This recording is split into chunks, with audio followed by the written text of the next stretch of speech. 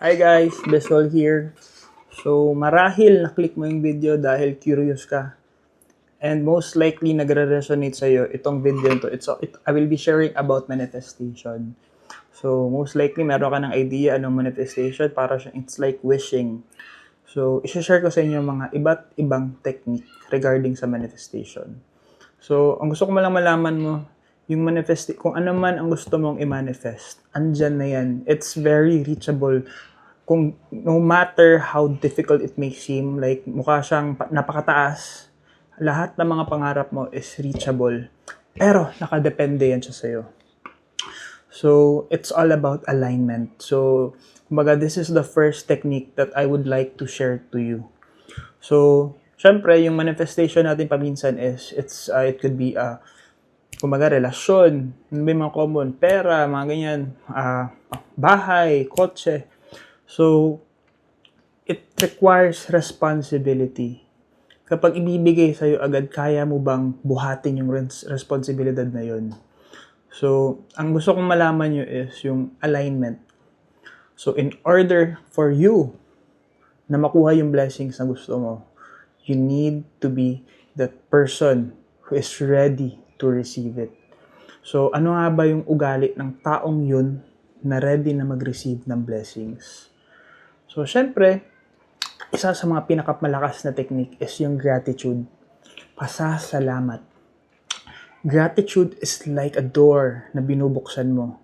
Kapag nagpapasalamat ka sa lahat ng bagay na naandyan sa'yo ngayon, you're like opening the door for the same things to come into your life. So, kumbaga, kahit meron kang 100 pesos sa pitaka mo, pagpasalamat ka pa rin. Be grateful. Because when you are grateful na may laman yung pitaka mo, you are sending a message sa may kapal na yun ang bagay na nagpapasaya sa'yo. Kumbaga doon napupunta yung energy mo. So, gratitude is one of the keys na gusto kong i-share sa iyo. Matuto ka, magpasalamat lagi.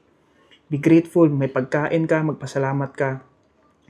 Ganon. So, the next is yung goal mo. Ano nga ba talaga yung goal mo? Ang may kapal, gusto niya, yung kataas-taasan, gusto niya ikaw clear ka sa goal mo. Yung goal mo dapat concise, hindi pa bago-bago. Nakasulat yan sa Biblia na ang Diyos ayaw niya ng lukewarm. Ano ang ibig sabihin ng lukewarm? Yung maligamgam na tubig. Gusto niya ikaw ay boiling hot o yung bumubukal. Sobrang init. Ibig sabihin, ayaw niya na hilaw yung gusto mo i-manifest. Kailangan niya kung meron kang gusto, kailangan sure ka talaga, hindi pa bago-bago. Kasi kung pa bago-bago, ano ending mo? Wala kang mararating. So you need to focus. So yun, di ba? First is gratitude. Next is your clear direction. Yung clear yung focus mo. Kung saan mo nga ba talaga gusto pumunta or ano nga ba talaga yung bagay na gusto mong i-manifest. Bawal pa bago-bago. Kasi ang nangyayari niyan, kumbaga nagtanim ka ng mais. Tumutubo na yung mais. And then nagbago isip mo, magtatanim na lang ako ng patatas. Tinalis mo yung mais, tumutubo na yun, sayang yung effort. And lahat ng ating manifestation, it requires our energy and our focus. Kung pabago-bago ka mag-isip, nagsasayang ka lang ng enerhiya mo. And next, ang ituturo ko is alignment. Ano nga ba ibig sabihin ng alignment? So, alignment means stepping into the version of you that is ready to accept those blessings.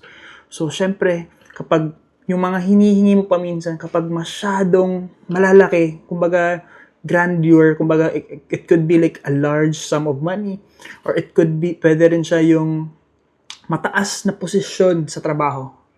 So, syempre, kapag binigay yun sa'yo, agad-agad bukas, baka mahirapan ka. Di mo kayang i-handle. Ayaw ng may kapal na sasayangin mo lang yung mga bagay na minanifest mo. Gusto niya yung kaya mo na talaga i-handle. So, you need to be aligned. So, kung aligned ka, yung ugali mo is ready ka nang tumanggap nun. Tsaka hindi mo siya sasayangin yung biyaya na ibibigay sa'yo.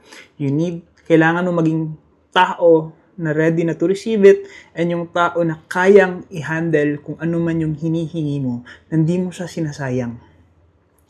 And next ito ang pinakamahirap, is yung energy management mo. Paminsan, andyan na yung manifestation mo, ibibigay mo na sa'yo, pero last minute, nagkakaroon ka ng self-sabotage. Very common yun sa tao. Andyan na yung blessing, paminsan, maatras ka, or nagkakaroon ka ng negative thoughts. And ito yung pinakamahirap na part, is yung self-sabotage. Most likely, karamihan ng tao dito nagfe-fail with regards to manifestation.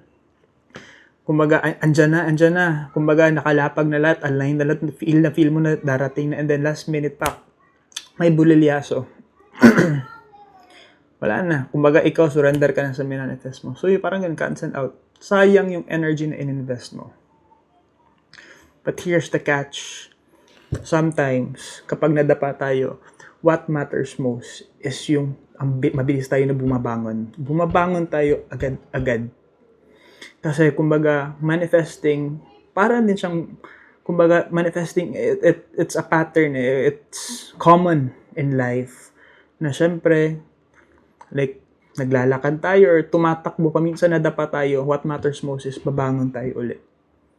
So, kung sa tingin mo, kumbaga, hindi na matutuloy mo na manifest mo, that is only temporary. That is only a temporary feeling that you have. And ang pinaka-importante is bumangon ka ulit.